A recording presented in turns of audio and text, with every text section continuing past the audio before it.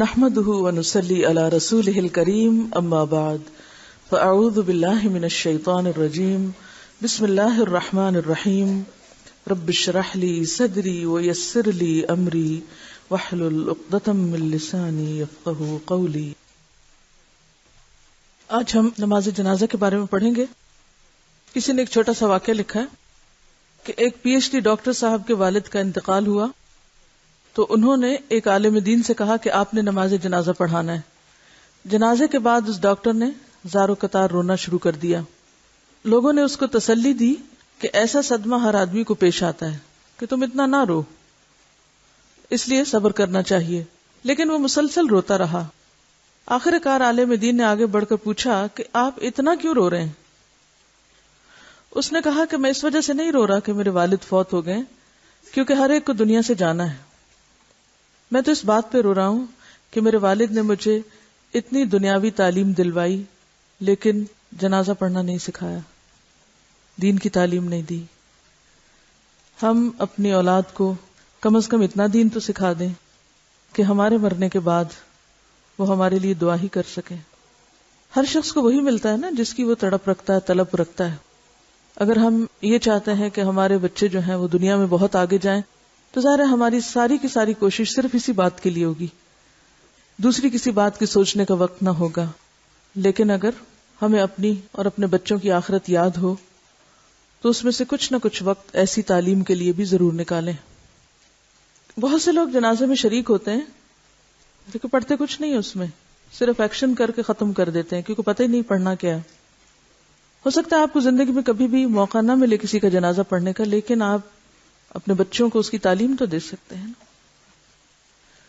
رسول اللہ صلی اللہ علیہ وسلم نے فرمایا، ما من رجل مسلم يموت فيقوم على جنازته 40 رجلا لا يشركون بالله شيئا الا شفعهم الله فيه۔ جس مسلمان کے جنازہ میں ایسے 40 آدمی شامل ہوں جنہوں نے اللہ کے ساتھ شرک نہ کیا ہو تو اللہ تعالی اس میت کے حق میں ان کی سفارش قبول فرماتا ہے۔ یعنی نماز جنازہ میں جو دعا پڑھی جاتی ہے وہ میت کے حق میں قبول ہوتی ہے۔ نماز جنازہ پڑھنے کے لیے میت کی چارپائی اس طرح رکھیں کہ میت کا سر شمال کی سمت اور پاؤں جنوب کی جانب ہوں، پھر باوضو ہو کر صفیں باندھیں۔ میت اگر مرد ہے تو امام اس کے سر کے سامنے کھڑا ہو اور اگر عورت ہے تو اس کے درمیان کھڑا ہو۔ یعنی چارپائی رکھنے کا بھی ایک خاص طریقہ ہے اور کھڑے ہونے کا بھی، عورت کے لیے درمیان میں اور مرد کے لیے سر کی طرف۔ فرق کیوں رکھا گیا؟ کھڑا ہی ہونا نا، کہیں بھی کھڑے ہو سکتے ہیں، کیوں؟ امام کے کھڑے ہونے سے پتہ چل جائے گا کہ جنازہ کس کا ہے۔ بعض اوقات ایسا بھی ہوتا ہے نا کہ کچھ لوگ راہ چلتے ہی شریک ہو جاتے ہیں۔ اب جب فرق ہوگا تو پھر قدرتی طور پر دعا کا جو صیغہ ہے وہ بھی فرق ہو جائے گا مذکر اور مؤنث میں۔ پھر دل میں نیت کر کے دونوں ہاتھ کندھوں یا کانوں تک اٹھائیں اور پہلی تکبیر کہہ کر سورۃ فاتحہ پڑھیں۔ جنازے میں سورۃ فاتحہ۔ ابو امامہ بن سہل سے روایت ہے کہ نماز جنازہ میں سنت طریقہ یہ ہے کہ پہلے تکبیر کہی جائے، پھر فاتحہ پڑھی جائے، پھر نبی صلی اللہ علیہ وسلم پر درود اور میت کے لیے دعا کی جائے، اس کے بعد سلام پھیرا جائے۔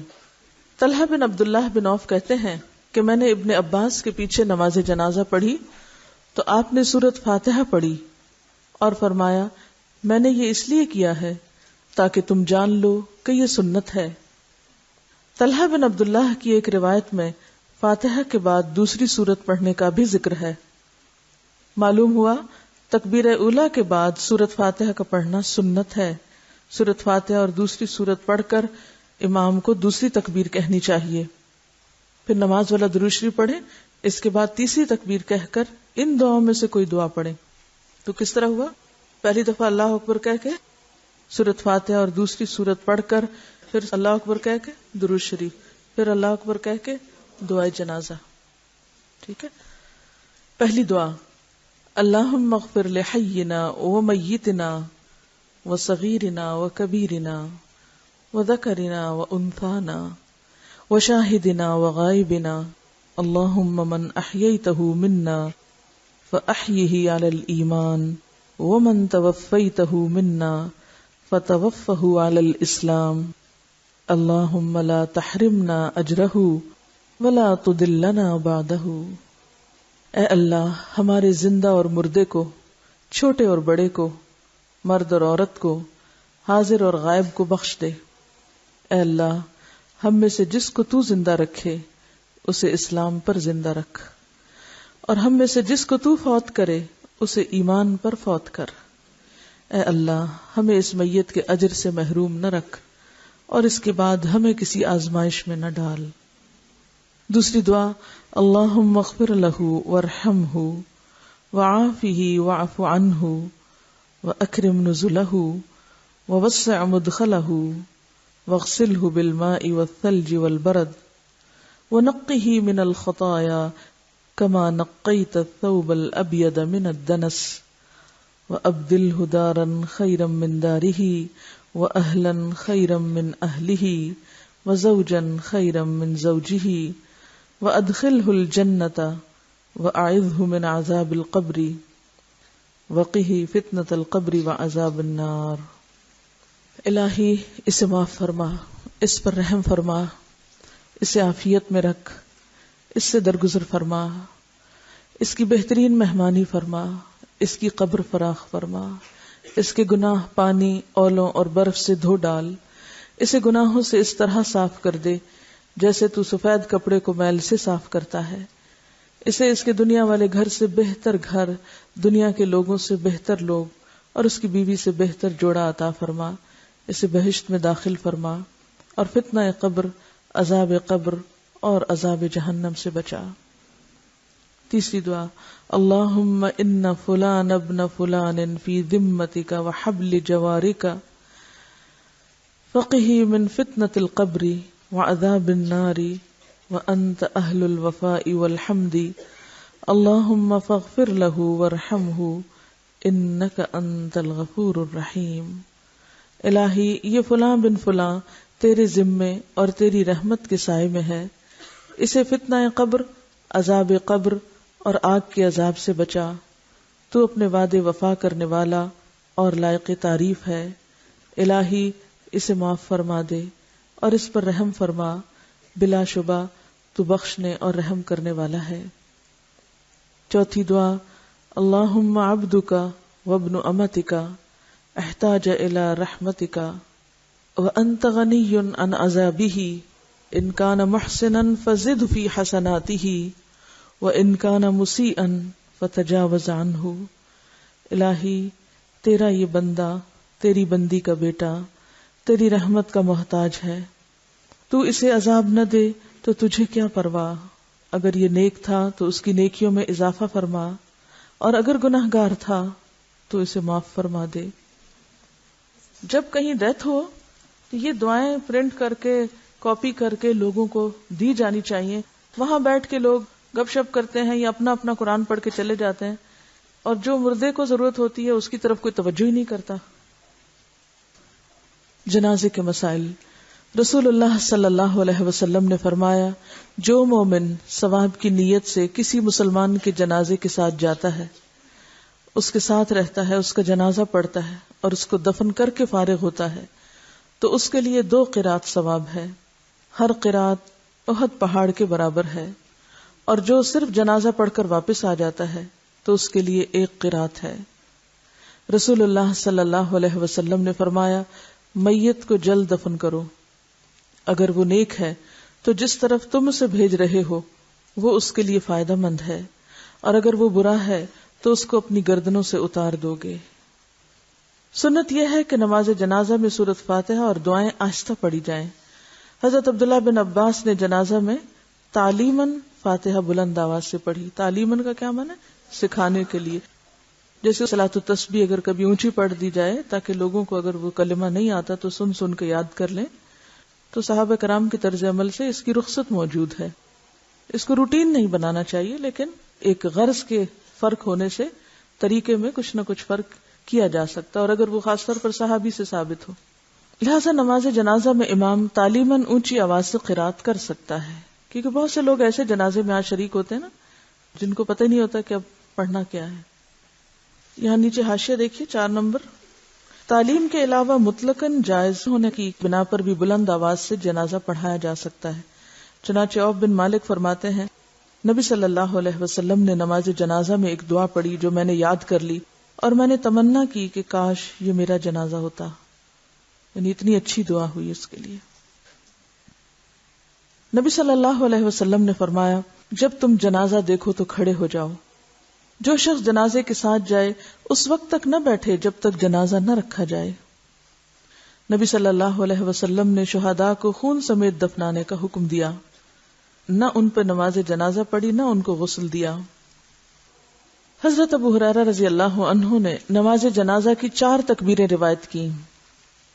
حضرت زید بن ارقم رضی اللہ عنہ نماز جنازہ پر 4 تکبیرات کہتے. ایک جنازے پر انہوں نے 5 تکبیرات کہیں اور فرمایا رسول اللہ صلی اللہ علیہ وسلم اس طرح بھی کرتے تھے. یعنی اس کی بھی گنجائش ہے.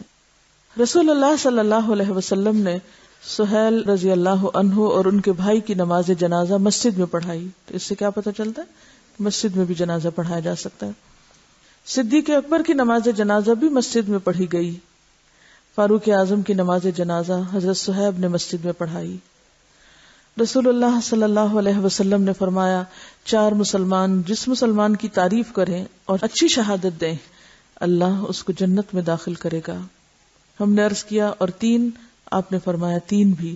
ہم نے عرض کیا اور 2؟ آپ نے فرمایا 2 بھی. لیکن ایک بات یاد رکھیے کہ کسی کی تعریف کرنا ہو یا تنقید دونوں میں سچائی ہونی چاہیے. جھوٹی تعریفوں سے کچھ فائدہ نہیں. یعنی اگر کوئی کسی کی تعریف کرے بھی اور اس میں کوئی سچائی نہ ہو تو اللہ کو تو پتا ہے.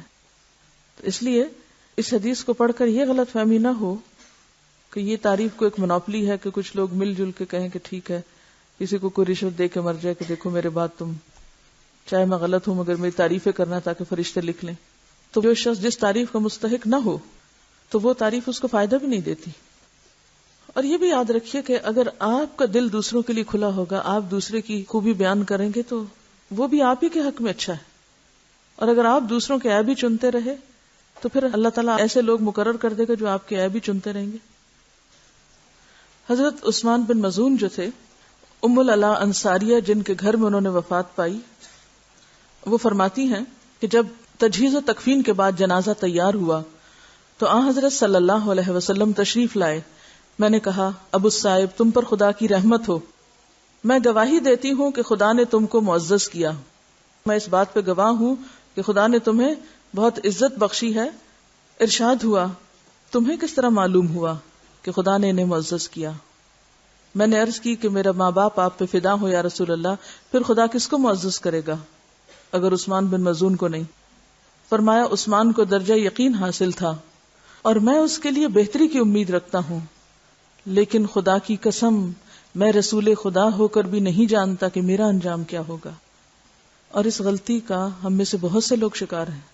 جب کوئی فوت ہو جائے تو اس کے لیے تعریف میں ایسے ایسے لفظ بعض اوقات مبالغہ آرائی کے استعمال کرتے ہیں کہ جو زیب نہیں دیتے. مثلا ایک جملہ آپ نے سنا ہوگا میرے والد جنتی یہ فرمایا کرتے تھے. یہ لفظ مجھے کئی دفعہ سننے کا اتفاق ہوا ہے. میرے والد جنتی. کس نے کہا وہ جنتی ہیں؟ کس نے کہا؟ آپ یہ تو کہہ سکتے مجھے امید ہے، لیکن کسی کے بارے میں یہ کہنا کہ تم جنتی ہو یا فلاں جنتی ہو یا ایسی تعریف کرنا، اللہ کے رسول صلی اللہ علیہ وسلم نے اس سے منع فرمایا ہے. جہاں ایک طرف تعریف جو ہے وہ بخشش کا ذریعہ ہے مردے کی، وہاں جھوٹی تعریف آپ کی پکڑ کا ذریعہ ہے. آپ غیب دانی کا دعویٰ کر رہے ہیں. تو الفاظ کے استعمال میں بہت محتاط ہونے کی ضرورت ہے. اور آپ کو معلوم ہے کہ یہ ان عثمان کے بارے میں آپ کہہ رہے ہیں کہ آپ کو ان کی وفات کا اتنا شدید غم تھا کہ آپ نے 3 دفعہ جھک کر ان کی پیشانی کو بوسہ دیا. یعنی ڈیڈ باڈی کی پیشانی کو 3 دفعہ جھک کے بوسہ دیا، اور اتنا روئے آپ کہ آپ کے آنسوں سے ان کا چہرہ تر ہو گیا. اور آپ نے فرمایا کہ ابو صاحب میں تم سے جدا ہوتا ہوں، تم دنیا سے اس طرح نکل گئے کہ تمہارا دامن ذرا بھی اس سے ملوث نہ ہوا. یعنی تمہارے اندر کوئی دنیا کی محبت نہ تھی. لیکن جب انہی کے بارے میں یہ کہا گیا کہ یہ جنتی ہیں تو آپ وہاں خاموش نہیں رہے. ہم نے کہا تمہیں کیسے پتا چلا؟ مجھے تو اپنے بارے میں نہیں پتا. اور پھر آپ نے خود ان کی جنازہ کی نماز پڑھائی، قبر کے کنارے کھڑے ہو کر اہتمام سے دفن کرایا اور بہت ہی ان کی قدردانی کی، لیکن ناروا تعریف نہیں. اعتدال کا دامن تھامنا سب سے مشکل کام ہے دنیا میں، سب سے مشکل کام ہے دنیا میں اعتدال سے رہنا. ہم جب کسی کی تعریف کرنے لگتے ہیں تو کیا کرتے ہیں؟ اس میں مبالغہ آرائی، جھوٹ، غلط بیانی، جس کا وہ مستحق نہیں وہ بھی باتیں کہ کیا پتا اس سے اس کی بخشش ہو جائے، لہٰذا کہہ دو جو کہنا ہے، چاہے دل کچھ کہہ رہا اور زبان کچھ اور. آپ نے عام طور پہ دیکھا ہوگا جب کوئی فوت ہوتا ہے تو لوگ جھوٹی سچی تعریفیں شروع کر دیتے ہیں، چاہے وہ ڈیزرو کرتا ہو یا نہ کرتا ہو، شاید یہی سوچ کے کہ چلو اس سے اس کی بخشش ہو جائے گی. اسی طرح کسی سے اختلاف ہو تو اس موقع پر دامن تھام کے، دل تھام کے انصاف کی بات کرنا، یہ بھی دیکھنے میں نہیں آتا. کسی کی ایک غلطی دیکھ کر اس کو پورے کا پورا کنڈم کر دیا جاتا ہے، کسی کی ایک خوبی دیکھ کر اس کو جنرلائز کر کے اس کی ساری خامیوں پہ پردہ ڈال دیا جاتا ہے. آپ نے کیا پڑھا فقہ اسلامی میں؟ کیا طریقہ تھا ہمارے سلف کا؟ کیا کیا کرتے تھے؟ کس طرح رہتے تھے وہ؟ اختلاف کے باوجود حسن ظن سے کام لیتے تھے. اور بعضوں کے چھوٹے چھوٹے اختلاف نہیں، بڑے بڑے بھی اختلاف ہوئے، لیکن کسی نے کسی کو کافر قرار نہیں دیا، کسی نے کسی کو واجب القتل قرار نہیں دیا، کسی نے کسی کی ایک غلطی دیکھ کر اس کی ساری خوبیوں کو رگیدا نہیں. تو یہ جو جنرلائزیشن کا مسئلہ ہے، اس پر بھی بہت احتیاط کی ضرورت ہے. اس طرح تو دنیا میں کوئی ایک شخص بھی معصوم نہیں ملے گا آپ کو کہ جس سے آپ استفادہ کر سکیں. آپ سب کے لیے مغفرت کی دعا کر سکتے ہیں. اور یہاں تک آپ دیکھیے کہ ہمیں تو نہیں پتا ہوتا نا کہ کسی کا ایمان کیا تھا، لیکن آپ کو پتا تھا عبداللہ بن ابی کا ایمان کیا ہے، پھر بھی آپ دعا کے لیے تیار ہو گئے، لیکن اللہ کی طرف سے آپ کو روک دیا گیا کیونکہ ان کا نفاق واضح تھا. تو ظاہر کافر کے لیے دعا مانگنا منع ہے، مشرک کے لیے منع ہے، منافق کے لیے منع ہے. لیکن آج کے دور میں آپ کسی کا نفاق نہیں جانتے، اس لیے اپنی طرف سے حسن ظن رکھتے ہوئے ہر ایک کے لیے بھلے کی دعا کر دیں، لیکن جھوٹی تعریفیں کسی کی بھی نہ کریں، اور نہ ہی کسی سے اختلاف پر غلط زبان استعمال کریں. ما يلفظ من قول الا لديه رقیب عتید. کوئی نہیں چھڑائے گا آپ کو، اپنا حساب خود دینا پڑے گا. بعض اوقات ہم صرف میت کے لواحقین کو خوش کرنے کے لیے جھوٹی تعریفیں شروع کر دیتے ہیں. بہت ہی کامن ہے یہ بات کہ زندگی میں ایک دوسرے کی شکل بھی نہیں دیکھتے، اور جب فوت ہوتے ہیں تو صرف لوگوں کے دکھاوے کے لیے جھوٹی تعریفیں کر رہے ہوتے ہیں. اصل میں جھوٹی منافقت ہے اور جھوٹی عام ہو گیا ہے. میں سمجھتی ہوں کہ اگر ہم سب کی ایک چیز کی اصلاح ہو گئی اور وہ جھوٹ ہے، ساری چیزیں درست ہو جائیں گی. اور اگر اس سے نہیں نکلے تو پھر صرف خول ہے دینداری کا، لبادہ ہے. جی یہ کہتی ہیں کہ بعض اوقات ہم کسی کو جانتے ہی نہیں ہوتے، وہاں ہم تعریف کر ہی نہیں سکتے. ظاہر ہے کہ بغیر جانے آپ کسی کی تعریف کیسے کریں گے؟ تو ایسے موقع پر دعا کریں کہ اللہ تعالیٰ ان پہ اپنی رحمت فرمائے، ان کی بخشش کی دعا مانگے. کبھی بھی کچھ کہنے لگے تو ذرا رک کے ضرور سوچا کریں یہ بات میرے دل کی بات ہے یا بس دوسرے کو خوش کرنے کے لیے کہہ رہی ہوں. دیکھیے کوئی اگر ہم سے خوش ہو بھی گیا تو کیا دے گا ہمیں؟ بتائیں تھوڑی دیر کے لیے سوچیں، کیا دے گا کوئی؟ اور اگر کوئی ہم سے ناراض ہو بھی گیا کیا نقصان ہو جائے گا؟ بندوں کے ہاتھ میں ہمارا رزق ہے. اللہ کو ناراض کرتے ہیں، پرواہ نہیں، فکر ہی نہیں. اسی طرح شہید کہنے سے بھی روکا گیا ہے، اور یہ کتنا کامن ہے ہمارے ملک میں، ہر دوسرا بندہ شہید ہے. ٹھیک ہے، اللہ سب کی شہادت قبول کرے، کیونکہ شہادت تو نیت کے ساتھ ہے. غائبانہ نماز جنازہ. غائبانہ نماز جنازہ پڑھنے پر نجاشی کے قصے سے دلیل لی جاتی ہے. یہ قصہ صحیح بخاری اور صحیح مسلم میں موجود ہے. حبشہ میں نجاشی کی وفات ہوئی اور مدینہ میں رسول اللہ صلی اللہ علیہ وسلم نے صحابہ کو ہمراہ لے کر اس کی نماز جنازہ پڑھائی. اس سے معلوم ہوا کہ میت کی غائبانہ نماز جنازہ پڑھی جا سکتی ہے. یہی جمہور کا مسلک. کسی صحابی سے اس کی ممانعت مروی نہیں. اب یہ جو اصل مؤلف ہے ان کے اوپر حاشیہ ہے، اختلافی بات ہے. کچھ لوگوں نے حدیث قبول نہیں کی، انہوں نے مختلف قیدیں، شرطیں اور عذر تراشے ہیں، لیکن یہ سب ان کے اپنے عقلی خیالات ہیں، شرعاً اس کی کوئی دلیل نہیں. جب آپ نے ایک کام کر دیا تو کیا ہوا؟ دلیل ہو گئی. مثلاً یہ کہا جاتا ہے کہ یہ عمل نبی صلی اللہ علیہ وسلم کے ساتھ خاص تھا، مگر یاد رہے کہ نبی صلی اللہ علیہ وسلم کا ہر عمل پوری امت کے لیے اسوہ اور نمونہ ہے. اس لیے آپ کا کوئی عمل آپ کے ساتھ اس وقت تک خاص نہیں قرار دیا جا سکتا جب تک کہ اس کے خاص ہونے کی کوئی واضح دلیل نہ ہو. یعنی یہ ثابت کرنا کہ یہ آپ کے لیے خاص ہے، اس کے لیے بھی دلیل ہونی چاہیے. یہ بھی کہا جاتا ہے کہ آپ کے لیے نجاشی کی میت سے پردہ ہٹا دیا گیا تھا، مگر اولاً تو اس کی کوئی صحیح روایت نہیں. دوسرے یہ کہ اگر پردہ ہٹا بھی دیا گیا ہو تو یہ خاص ہونے کی دلیل نہیں بن سکتا، کیونکہ یہ تو اس بات کی کوئی دلیل نہیں کہ پردے کا ہٹایا جانا ہی اس نماز کے مشروع ہونے کی بنیاد تھی. دوسرے نبی صلی اللہ علیہ وسلم نے گہن کی نماز پڑھائی دوران نماز آپ کو جنت و جہنم دکھائی گئی، کیا کوئی کہہ سکتا ہے کہ چونکہ آپ کے بعد کسی کو جنت و جہنم نہیں دکھائی جائے گی اس لیے گہن کی نماز آپ کے ساتھ خاص ہوئی اور کسی اور کے لیے مشروع نہیں؟ اگر آپ نے گہن کی نماز پڑھی تو سب کے لیے پڑھنی جائز ہے۔ یہ بھی کہا جاتا ہے کہ یہ نماز نبی صلی اللہ علیہ وسلم نے صرف نجاشی کے لیے پڑھی، دوسرے صحابہ کی وفات ہوئی اور آپ کو خبر بھی ملی مگر آپ نے ان کی نماز جنازہ غائبانہ نہیں پڑھی، مگر یہ بھی صحیح نہیں کیونکہ نجاشی کی وفات پر رجب 9 ہجری میں یہ نماز جنازہ غائبانہ مشروع ہوئی اور اس وقت سے آپ صلی اللہ علیہ وسلم کی وفات تک آپ سے دور دراز کسی صحابی کی وفات پانے کا کوئی ذکر نہیں ملتا۔ ٹھیک ہے، یعنی ان کے خیال میں نجاشی کی وفات کب ہوئی؟ 9 ہجری میں، اور اس کے بعد آپ کی زندگی میں کوئی ایسا واقعہ نہیں ہوا کہ صحابہ کی وفات کی خبر سنی ہو، اور اگر کسی کی وفات ہوئی بھی اور آپ کو اس کا علم بھی ہوا پھر بھی آپ نے اس کی غائبانہ نماز جنازہ نہ پڑھی تو زیادہ سے زیادہ یہ بات اس کی دلیل ہوگی کہ نماز غائبانہ چھوڑی جا سکتی، تخصیص کی دلیل نہ ہوگی۔ باقی رہے شہداء تو بالعموم ان کی نماز جنازہ پڑھی نہیں جاتی، تو بہت سے صحابہ کرام جو باہر جا کے کہیں فوت ہوئے وہ شہید کے درجے میں تھے۔ یہ بھی کہا جاتا ہے کہ نجاشی ایسی جگہ فوت ہوا تھا جہاں کوئی نماز جنازہ پڑھنے والا نہ تھا، مگر سیرت نگاروں نے لکھا ہے کہ مکہ میں حبشہ کی ایک جماعت نے آ کر ایمان قبول کیا تھا۔ یہ بھی کہا جاتا ہے کہ نجاشی ایسی جگہ فوت ہوا تھا جہاں کوئی نماز جنازہ پڑھنے والا نہ تھا، مگر سیرت نگاروں نے لکھا ہے کہ مکہ میں حبشہ کی ایک جماعت نے آ کر ایمان قبول کیا تھا جس پر وَإِذَا سَمِعُوا مَا أُنزِلَ إِلَى الرَّسُولِ اور دوسری آیات نازل ہوئیں۔ پھر مدینہ میں ان کی ایک بڑی مومن جماعت تشریف لائی تھی، یعنی یہ تو بات بعید ہے، بہت عقل سے دور ہے کہ اتنے مسلمان ایک جگہ ہوں اور وہ اپنے معزز ترین بادشاہ کی نماز جنازہ ادا نہ کریں، لہٰذا یہ عذر درست نہیں ہے۔ قبر پر نماز جنازہ، یعنی ایک بار اگر کوئی شخص دفن ہو چکا ہو تو کیا پھر بھی جنازہ پڑھا جا سکتا ہے؟ حضرت ابو ہریرہ رضی اللہ عنہ سے روایت ہے کہ سیاہ رنگ کی ایک خاتون مسجد نبوی میں جھاڑو پھیرا کرتی تھی، وہ نظر نہ آئی تو آپ نے اس کے بارے میں پوچھا، صحابہ نے بتایا کہ وہ فوت ہو گئی۔ آپ نے فرمایا تم نے مجھے کیوں نہ اطلاع کی، مجھے اس کی قبر بتاؤ۔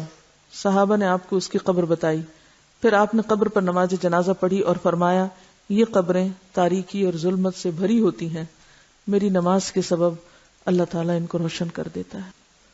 تو اس سے کیا پتہ چلتا ہے کہ مسجد کی صفائی، ایسی جگہ کی صفائی جہاں اللہ کا ذکر بلند کیا جائے، بڑی سعادت کے کاموں میں سے، اس کو خوشی اور شوق سے کرنا چاہیے، اس کو اپنی شان کے خلاف نہیں سمجھنا چاہیے۔ دین کی صحیح تعلیم کو عام کرنا کتنا ضروری ہے اور اس کا فائدہ ہمیں دنیا میں بھی کس طرح پہنچتا ہے۔ اگر ہم لوگوں کو شرک سے منع نہیں کریں گے تو ہمارے جنازے پہ پھر کون پڑیں گے؟ اور اگر آپ ایسی تعلیم عام کرتے ہیں اور آپ کی اس تعلیم سے لوگوں کے عقیدے درست ہوتے ہیں اور وہ مرنے کے بعد آپ کے لیے دعا کرتے ہیں تو وہ دعائیں آپ کے لیے فائدہ مند ہوں گی۔ یعنی کر بھلا ہو بھلا، آپ دوسروں کے ساتھ مہربانی کریں، اللہ آپ پر مہربان ہوگا، یعنی نیکی کا ایک سلسلہ شروع ہو جاتا ہے نا۔ عورتوں کی الگ سے جنازے کی کوئی نماز نہیں ہے اور نہ ہی غائبانہ پڑھنے کا کوئی ثبوت ہے، صرف زیادہ یہی ہے کہ آپ کہیں موجود ہیں اور نماز ہو رہی ہے تو پیچھے ویسے باتیں کرنے کی بجائے اگر جیسے کسی بھی نماز میں عورتیں پیچھے صف بنا لیتی ہیں تو بنا لیں، ورنہ اہتمام کے ساتھ جانا ضروری نہیں ہے۔ مسجد نبوی میں بھی اور حرم مکی میں بھی، دونوں جگہ پر آپ نے دیکھا ہوگا کہ ہر نماز کے بعد تقریباً جنازے ہوتے ہیں، تو اگر آپ کو اللہ تعالیٰ عمرے یا حج کی توفیق دے تو آپ خاص طور پر اس چیپٹر کو پڑھ کے دعائیں یاد کر کے جائیں تاکہ زیادہ سے زیادہ اس موقع سے فائدہ اٹھائیں۔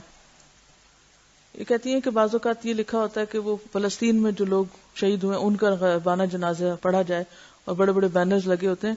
عام طور پر ایسی چیزیں جو ہیں ان کو خاص طور پر آپ دیکھیں کہ جن علاقوں میں یہ ساری ڈسٹربنس ہے وہاں جنازوں کو ایک سیاسی ہتھیار کے طور پر استعمال کیا جا رہا ہے۔ یاسر عرفات کا جنازہ آپ نے دیکھا ہوگا، دیکھا تھا کسی نے؟ مجھے ٹیلی ویژن پہ دیکھنے کا اتفاق ہوا تھا، سوچ رہی تھی کہ میت کی بھی توہین ہے اس میں کہ کوئی کسی کی سن نہیں رہا تھا، شیخم دھاڑ، دھکم پیل، طوفان بدتمیزی، اور کوئی کسی کے اوپر رکت نہیں۔ جنازے کے ساتھ کس طرح چلنا چاہیے؟ ہم کب تک صرف مظاہروں کی سیاست کرتے رہیں گے؟ کب تک صرف احتجاجی سیاستیں کرتے؟ کب تک جنازوں کی سیاست کرتے رہیں گے؟ یہ جنازوں کی سیاست ہے کہ صرف ایک پریشر گروپ بلڈ کرنے کے لیے آپ جنازے کو اور ایک ایسے وقت کو استعمال کریں کہ دوسرے اس وقت جذباتی کیفیت میں ہیں۔ یہ تو دوسروں کے جذبات سے کھیلنے والی بات ہے، یعنی ایموشنل ایکسپلائٹیشن ہے میرے خیال میں تو۔ اور اتنا لمبا چوڑا گھمانا سڑکوں کے اوپر، یہ کس سنت سے ثابت ہے؟ ہونا تو یہ چاہیے جہاں کو فوت ہوا ہے قریبی جگہ پہ جا کے دفنا دیا جائے اس کو، مسلمانوں کی تربیت کو معلوم نہیں کیا ہو گیا. کسی نان مسلم کنٹری میں آپ دیکھیں معذتوں کے جنازہ یا اور لوگوں کے، پھر آپ کہیں گے تو چائنیز کو تعریفیں کرتی ہیں اور صرف مسلمانوں کی ان کو تحقیر کرنی آتی، کیونکہ ہم اپنی غلطی ماننے کو ہی جو تیار نہیں، صرف ایک فخر کی نفسیات میں مبتلا ہیں کہ ہم سب سے اچھے لوگ ہیں، چاہے ہم ہر کام سنت کے خلاف کر رہے ہوں. آپ صلی اللہ علیہ وسلم کی تو خیر ایک ایکسیپشنل صورت تھی، لیکن اس وقت کیا ہوا تھا؟ لوگ آتے تھے، اپنا آئے، دروشی پڑھا اور گئے، آئے اور گئے، عورتیں مرد بچے سب. کبھی بھی جنازوں کو سڑکوں پہ نہیں پھرایا گیا. چلیے آگے پڑھتے ہیں. تدفین اور زیارت. عقبہ بن عامر رضی اللہ عنہ کہتے ہیں کہ 3 ساعات کان رسول اللہ صلی اللہ علیہ وسلم ینہانا ان نصلی فیہن او ان نقبر فیہن موتانا حین تطلع الشمس بازغتا حتی ترتفع وحین یقوم قائم الظہیرۃ حتی تمیل الشمس وحین تضیف الشمس للغروب حتی تغرب. رسول اللہ صلی اللہ علیہ وسلم نے 3 اوقات میں نماز پڑھنے اور مردوں کو دفن کرنے سے منع فرمایا. نمبر 1 طلوع آفتاب کے وقت حتیٰ کہ بلند ہو جائے. نمبر 2 جب سورج دوپہر کے وقت عین سر پر ہو حتیٰ کہ ڈھل جائے. اور نمبر 3 غروب آفتاب کے وقت حتیٰ کہ غروب ہو جائے. یعنی جن اوقات میں نماز پڑھنا منع ہے انہی میں دفنانا بھی. ابن عمر رضی اللہ عنہ سے روایت ہے کہ نماز جنازہ نماز فجر اور نماز عصر کے بعد ادا کی جا سکتی ہے. یعنی فجر کی نماز پڑھ کے ساتھ ہی جنازہ پڑھا جا سکتا ہے. حرم میں عام طور پہ ایسے ہوتا ہے. اسی طرح عصر کی نماز کے بعد بعض اوقات جنازہ پڑھا جاتا ہے. عام نماز منع ہے لیکن جنازے کی نماز پڑھی جا سکتی ہے. قبر گہری کھودیں، اسے ہموار اور صاف رکھیں. میت کو پاؤں کی طرف سے قبر میں داخل کریں. میت کو قبر میں رکھتے ہوئے یہ دعا پڑھیں: بسم اللہ وعلی ملت رسول اللہ صلی اللہ علیہ وسلم. اللہ کے نام سے اور رسول اللہ صلی اللہ علیہ وسلم کے مذہب اور طریقے پر اسے دفن کرتے ہیں. سعد بن ابی وقاص رضی اللہ عنہ نے وصیت کی کہ میرے لیے لحد بنانا. لحد کیا ہوتا ہے؟ بغلی قبر.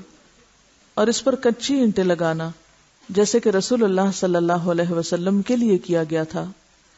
آپ صلی اللہ علیہ وسلم کی قبر اونٹ کی کوہان جیسی تھی. پھر قبر پر مٹی ڈال کر سب لوگ میت کے لیے بخشش اور ثابت قدمی کی دعا مانگے. جنازہ کے بعد قبرستان سے نکل کر دعا کرنا رسول اللہ صلی اللہ علیہ وسلم سے ثابت نہیں. قبروں کو پختہ بنانے کی ممانعت. قبروں کو اونچا کرنا، پختہ بنانا، ان پر گنبد اور قبے بنانا حرام ہے. جابر رضی اللہ عنہ کہتے ہیں کہ رسول اللہ صلی اللہ علیہ وسلم نے پختہ قبریں اور ان پر عمارت وغیرہ بنانے سے منع کیا. نیز آپ نے قبر پر بیٹھنے اور ان کی طرف منہ کر کے نماز پڑھنے سے بھی منع فرمایا ہے. چاہے کوئی شخص مجاور بن کے بیٹھے یا چلہ کشی کے لیے، سب ناجائز ہے. رسول اللہ صلی اللہ علیہ وسلم نے قبروں پر لکھنے سے بھی منع فرمایا. حضرت علی بیان کرتے ہیں کہ مجھے رسول اللہ صلی اللہ علیہ وسلم نے حکم دیا کہ میں ہر تصویر مٹا دوں اور ہر اونچی قبر برابر کر دوں. ام حبیبہ اور ام سلمہ نے رسول اللہ صلی اللہ علیہ وسلم سے ایک گرجے کا ذکر کیا کہ اس میں تصویریں لگی تھی، یعنی حبشہ کے علاقے میں جب یہ ہجرت کر کے گئی ہیں، کیونکہ عرب میں تو گرجا نہیں تھا. آپ نے فرمایا جب ان لوگوں کا کوئی نیک شخص مر جاتا تو وہ اس کی قبر پر مسجد بناتے اور وہاں تصویریں بناتے. قیامت کے دن یہ لوگ اللہ کے سامنے بدترین مخلوق ہوں گے. رسول اللہ صلی اللہ علیہ وسلم نے آخری بیماری مرض الموت میں فرمایا: اللہ تعالیٰ یہود و نصارہ پر لعنت کرے جنہوں نے اپنے پیغمبروں کی قبروں کو مسجدیں بنا لیا. حضرت عائشہ نے فرمایا اگر اس بات کا ڈر نہ ہوتا کہ لوگ آپ کی قبر کو مسجد بنا لیں گے تو آپ کی قبر کھلی جگہ میں ہوتی، یعنی اس ریسٹرکٹڈ ایریا میں نہیں. اور یاد رکھیے کہ یہ جو قبر کے ساتھ مسجد نبوی ہے یہ قبر کی وجہ سے نہیں بنائے گی. مسجد پہلے تھی اور قبر قریب بنائے گی اور پھر وسعت کی وجہ سے وہ ایک طرح سے جیسے مسجد کے اندر شامل ہوگی، حالانکہ اب بھی وہ ایک طرح سے الگ ہے، ایک کارنر پر ہے، بیچ میں نہیں آئی. ساری ایکسٹینشن پیچھے کی طرف ہوئی، آگے نہیں ہوئی. رسول اللہ صلی اللہ علیہ وسلم نے فرمایا میں نے تمہیں قبروں کی زیارت سے منع کیا تھا، اب تم ان کی زیارت کیا کرو. ایک روایت میں ہے قبروں کی زیارت موت یاد دلاتی ہے. شیخ البانی فرماتے ہیں نبی صلی اللہ علیہ وسلم نے قبروں کی زیارت کرنے والی عورتوں پہ لعنت کی، مگر اس کے بعد آپ نے اجازت دے دی تو اس میں مرد عورت دونوں شامل ہیں. آپ صلی اللہ علیہ وسلم ایک ایسی عورت کے پاس سے گزرے جو قبر پر بیٹھی رو رہی تھی. آپ نے اسے اللہ سے ڈرنے اور صبر کرنے کا حکم دیا. اگر عورتوں کا قبرستان جانا ناجائز ہوتا تو آپ اس کو قبرستان آنے سے بھی منع کرتے, صرف رونے سے نہیں بلکہ وہاں بیٹھنے سے یا آنے سے بھی. حضرت عائشہ اپنے بھائی عبد الرحمن کی قبر کی زیارت کو گئیں. ان سے کہا گیا کیا نبی صلی اللہ علیہ وسلم نے عورتوں کو اس سے منع نہیں کیا؟ تو حضرت عائشہ نے فرمایا پہلے منع کیا تھا پھر اجازت دے دی تھی. حضرت عائشہ فرماتی ہیں میں نے نبی صلی اللہ علیہ وسلم سے پوچھا جب میں قبرستان میں جاؤں تو کون سی دعا پڑھوں, اور آپ نے دعا سکھائی. تو اس سے کیا پتہ چلتا ہے کہ عورت جا سکتی ہے لیکن کثرت سے جانا منع ہے, ورنہ تو آپ کہتے کہ تم نے جانا ہی کیا ہے وہاں تو کیوں یہ دعا سیکھتی ہوں. حضرت ابو ہریرہ سے روایت ہے کہ رسول اللہ صلی اللہ علیہ وسلم نے کثرت سے قبروں کی زیارت کرنے والی عورتوں پہ لعنت فرمائی ہے. اس سے پتہ چلتا ہے کہ بکثرت زیارت منع ہے مگر کبھی کبھار جانے کی رخصت موجود ہے. وجہ کیا ہے؟ آپ صلی اللہ علیہ وسلم فرمایا فزوروها فانها تزهد الدنيا وتذكر الاخرہ, ان کی زیارت کیا کرو کیونکہ یہ دنیا سے بے رغبتی کرواتی ہے انسان کو اور آخرت کی یاد دلاتی ہیں. رسول اللہ صلی اللہ علیہ وسلم نے فرمایا مردوں کو برا نہ کہو, جو اعمال انہوں نے کیے تھے وہ انہیں مل گئے.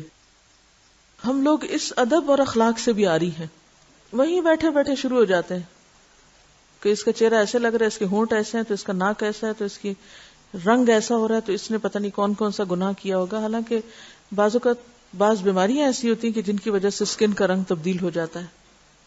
اور ایک بات یاد رکھیے کہ جو شخص یہ کہتا ہے کہ لوگ ہلاک ہو گئے وہ سب سے زیادہ ہلاک ہونے والا ہے. کوئی حق نہیں کسی کو کہ کسی کے بارے میں کچھ طرح کمنٹ کرے, یعنی کسی کی تعریف اگر نہیں کر سکتے تو اس کی برائیوں پر بھی زبان نہ کھولو کیونکہ وہ اپنے انجام کو پہنچ گئے. زیارت قبور کی دعائیں. جو شخص قبروں کی زیارت کرنے جائے تو وہ یہ دعا پڑھے السلام علی اہل الدیار من المؤمنین والمسلمین ویرحم اللہ المستقدمین منا والمستأخرین وإنا انشاء اللہ بکم للاحقون. مومن اور مسلمان گھر والوں پر سلامتی ہو, ہم میں سے آگے جانے والوں اور پیچھے رہنے والوں پر اللہ تعالی رحم فرمائے, اور اگر اللہ نے چاہا تو ہم بھی عنقریب تم سے ملنے والے ہیں. مسلم ہی کی ایک روایت میں یہ الفاظ بھی ہیں اسأل اللہ لنا ولکم العافیہ, میں اللہ تعالیٰ سے اپنے اور تمہارے لیے عافیت کی دعا کرتا ہوں. آپ نے سوال یہ کیا تھا کہ اگر کوئی شخص کہیں فوت ہو جائے تو اس کو ٹرانسپورٹ کر کے دوسری جگہ لے جایا جا سکتا ہے. پسندیدہ تو یہی ہے کہ جہاں کوئی فوت ہو وہیں دفن کرے, کیونکہ زمین تو ساری اللہ کی ہے. کیونکہ ظاہر ہے کہ کسی مردے کو ٹرانسپورٹ کرنا آسان کام نہیں, الا یہ کہ کہیں کوئی مسلمانوں کا قبرستان نہیں یا کوئی جگہ نہیں مل رہی تو دوسری جگہ لے جا کے دفن کر دیں, لیکن کتنا خرچ اٹھتا ہے اس پہ. مجھے یاد ہے کہ ایک زمانہ تھا کہ جب انگلینڈ میں رہنے والے مسلمان تقریباً سارے مردوں کو پاکستان روانہ کرتے تھے اور اس کے لیے باقاعدہ فنڈ ریزنگ کرتے, چندے اکٹھے کرتے اور ہزاروں پاؤنڈ اس پہ خرچ کرتے تھے. میرے خیال میں اگر وہیں پر قبرستان کا انتظام کر لیتے, جب اپنے گھر انہوں نے وہاں بنائے ہوئے ہیں تو مردوں کے لیے پاکستان ہی کیوں, ان کو بھی وہیں چھوڑ دیں. اسی پیسے سے اگر ہر کوئی اپنے اس مردے کے نام پہ ایک ایک اسکول اپنے گاؤں میں بنوا دیتا تو کتنے بچوں کی تعلیم کا انتظام ہو جاتا اور اس مردے کے لیے بھی صدقہ جاریہ ہوتا. ہم بعض اوقات غیر ضروری جگہوں پر مال خرچ کرتے ہیں, حالانکہ اس سے بہتر مقامات اور مواقع موجود ہوتے ہیں جن پہ اگر تھوڑا سا غیر جذباتی ہو کے سوچا جائے تو بہت فائدہ ہو سکتا ہے. جیسے اگر ایک مردے کے اوپر 1000 پاؤنڈ بھی خرچ آیا ہے, مجھے نہیں معلوم آج کل کتنا ٹکٹ ہے مردے کے لیے, کیونکہ وہ ایک سواری کا نہیں, ویسا 2 یا 3 کے برابر ٹکٹ ہوتا ہے. اس کو ویسے بھی وہ لگیج میں ڈال کے بھیجتے ہیں, اندر جہاز میں اوپر تھوڑی رکھتے ہیں. تو کرامت کے بھی خلاف بات بنتی ہے نا. ایک شخص جو فوت ہو چکا ہے, اب اس نے جانا زمین میں ہی ہے, وہاں اس زمین میں ڈالنے کے لیے کسی اور زمین میں آپ اس کو بھیج رہے ہیں, اور پھر اس سے حاصل کیا ہوگا؟ یعنی صرف دوسروں کی تسلی کے لیے, اور پھر اس پہ کتنے کتنے دن گھروں میں. وہ تو ایک خرچہ ہے نا کہ ٹکٹ آپ کو وہاں سے لینا پڑے گا, اس کے لیے 1000 پاؤنڈ اگر لگتا ہے تو آج کل 1000 پاؤنڈ جو ہے وہ تقریباً میرے خیال ہے لاکھ کے برابر ہے, یہ زیادہ ہے. میرے خیال ہے 1,14,000 یا 20 کچھ اس طرح بنے گا. اب اتنے پیسوں میں آپ کسی ایک گاؤں میں 2 کمروں کا اسکول بنا سکتے ہیں. اچھا, پھر انتظار میں جو وقت گزرتا ہے, 8 دن بعد میت آ رہی ہے, 8 دن گھر میں مجلس قائم ہے, سب لوگ کام کاج چھوڑ کے پتہ نہیں کہاں کہاں سے اکٹھے ہو رہے ہیں, اور پھر اس پر جو کھانے پینے کا خرچ چلتا ہے لوگ قرضہ اٹھا اٹھا کے آنے والوں کی خاطرداری کر رہے ہوتے ہیں. وہ سارا اگر ملایا جائے تو اس سے کہیں بہتر کام ہو سکتے ہیں, اور جانے والے کے لیے دعا کر کے صبر کیا جائے, کیونکہ تھوڑے دن ہیں ہمارے بھی, وہیں جا بیٹھیں گے ہم بھی. تو جب ہمارے سامنے مقاصد واضح نہیں ہوتے تو پھر ہم اپنے جذبات, اپنی تسلی, اپنے سکون اور اپنی خواہش پوری کرنے کے لیے بلا ضرورت اس طرح کی تکلیف کرتے ہیں. اور جب نبی صلی اللہ علیہ وسلم کی واضح حدیث ہے کہ جلدی کرو, دیر نہ کرو, تو پھر کوئی جواز نہیں. دیکھیے ایک شخص وہاں سے آئے گا, آ کے بس صرف شکل دیکھے گا اور روئے دھوئے گا اور خلاص. آپ پہلے اتنا عرصہ کہاں تھے؟ آپ کو اس وقت آنا چاہیے تھا جب وہ زندہ تھا. اب تو ایک رسم دنیا نبھانے آ رہے ہیں آپ. اور دوسری بات یہ ہے کہ مورچری میں رکھ دیتے ہیں. آپ کو کوئی مورچری دیکھنے کا اتفاق ہوا؟ میں نے دیکھی ہے. ایسے ہی جیسے فریزر ہوتے ہیں, کھلتے ہیں اور مردے اس طرح اندر رکھ دیے جاتے ہیں جیسے فریج میں آپ کوئی چیز رکھ رہے ہیں. آپ اپنے لیے پسند کریں گے کہ آپ کو مرنے کے بعد فریز کیا جائے اور آپ کو مرنے کے بعد اٹھا کے کبھی کہیں کبھی کہیں, اور بعضوں کا جب وہاں سے ٹرانسپورٹ کرتے ہیں تو آپ کو پتا ہے کہ وہ سارا کچھ اندر سے نکال لیتے ہیں, سب آنتے وانتے ہر چیز, حتیٰ کہ بعضوں کا برین تک کو بھی, اور صرف وہ کھوکھلی سے وہ ایک چیز ہوتی ہے, ہڈیاں چند جو اتنی دور لائی جاتی ہیں. کس لیے؟ زمین کے کسی بھی حصے میں ہوں گے اٹھا لیے جائیں گے واپس. ایسی چیزوں کو کٹ ڈاؤن کرنا چاہیے ہمیں, اور تھوڑا سا عقل سے کام لینا چاہیے جذبات سے زیادہ. کوئی شخص اگر کسی جگہ پیدا ہوا اور کہیں اور فوت ہو گیا جا کے, تو وہ سارا علاقہ جو ہے جتنا فاصلہ دور ہے اس کے برابر جنت میں اس کو جگہ ملے گی. چلیے آگے پڑھتے ہیں. دیگر نمازیں. نماز توبہ. رسول اللہ صلی اللہ علیہ وسلم نے فرمایا, جب کوئی آدمی گناہ کرتا ہے پھر اٹھ کر وضو کرتا ہے, پھر نماز ادا کرتا ہے اور توبہ استغفار کرتا ہے تو اللہ تعالیٰ اس کے گناہ معاف کر دیتا ہے. تو جب سمجھے کہ غلطی ہو گئی ہے, کوئی گناہ ہو گیا ہے, تو بجائے گلٹ میں رہنے کے فوراً اللہ کی طرف لپکے اور دعا کر کے معافی مانگ لے. لیلۃ القدر کے نوافل. رسول اللہ صلی اللہ علیہ وسلم نے فرمایا, جس نے لیلۃ القدر میں ایمان اور ثواب کی نیت کے ساتھ قیام کیا اس کے تمام گزشتہ گناہ معاف کر دیے جائیں گے. لیلۃ القدر رمضان المبارک کے آخری عشرے کی طاق راتوں یعنی 21, 23, 25, 27 اور 29 میں سے ایک رات ہے. 15ویں شعبان کے نفل. 15ویں شعبان کی رات شب برات کے نوافل کے لیے قیام کرنے اور جاگنے کا اہتمام کرنا احادیث صحیحہ سے ثابت نہیں ہے. اس طرح صرف 15 شعبان کو روزہ رکھنے والی روایت بھی جو ابن ماجہ میں ہے سخت ضعیف ہے. قیامت کے دن صرف وہی نماز قبول ہوگی جو نبی صلی اللہ علیہ وسلم کی سنت کے مطابق ہوگی. ایک اور نماز جس کے بارے میں سوال کیا گیا تھا وہی صلاۃ حاجت, کہ اس کا ذکر نہیں آیا. بات یہ ہے کہ صلاۃ حاجت بنیادی طور پر کیا ہے؟ حاجت کی نماز. حاجت کی نماز سے مراد کیا ہے کہ جب آپ کو کوئی ضرورت پیش آئے, جیسے حدیث میں آتا ہے آپ صلی اللہ علیہ وسلم کو جب بھی کوئی مشکل پیش آتی تو آپ فوراً نماز کی طرف لپکتے, جیسے قرآن میں بھی آتا ہے وَاسْتَعِينُوا بِالصَّبْرِ وَالصَّلَاةِ, صبر اور نماز کے ساتھ مدد لو. تو اس میں آپ جا کے 2 رکعت نفل پڑھ کے اللہ سے دعا کر لیں, یہی صلاۃ حاجت ہے. وہ جو دعا ہے اس کے بارے میں بعض لوگوں کا خیال ہے کہ اس کی سند ضعیف ہے, لیکن بحیثیت دعا کے یعنی بحیثیت دعا اس میں کوئی کمی بیشی نہیں ہے. اگر آپ یہ نہ سمجھیں کہ یہ نبی صلی اللہ علیہ وسلم سے ثابت ہے, اور ویسے دعاؤں میں بحیثیت دعا کے اس کو پڑھ لیں جیسے آپ اپنی اردو پنجابی کی دعائیں مانگتے ہیں, تو اس طرح تو کوئی حرج نہیں. لیکن یہ سوچنا کہ یہ چیز نبی صلی اللہ علیہ وسلم سے اسی طریقے کے ساتھ ثابت ہے تو ایسا نہیں ہے, کیونکہ روایت میں ضعف ہے, اس لیے اس مخصوص طریقے کی پابندی لازم نہیں, یعنی اس مخصوص طریقے کی پابندی نہیں کرنی چاہیے. لیکن 2 رکعت نماز پڑھنے سے کوئی چیز آپ کو نہیں روکتی. آپ کو جب بھی کوئی حاجت ہو آپ اس وقت 2 رکعت نماز پڑھ سکتے ہیں, یہی صلاۃ حاجت ہے. ٹھیک ہے, چلیے کام تمام. تو الحمدللہ آپ کی کتاب مکمل ہوئی. وآخر دعوانا ان الحمد للہ رب العالمین. سبحانک اللہم وبحمدک نشہد ان لا الہ الا انت نستغفرک ونتوب الیک. السلام علیکم ورحمۃ اللہ وبرکاتہ.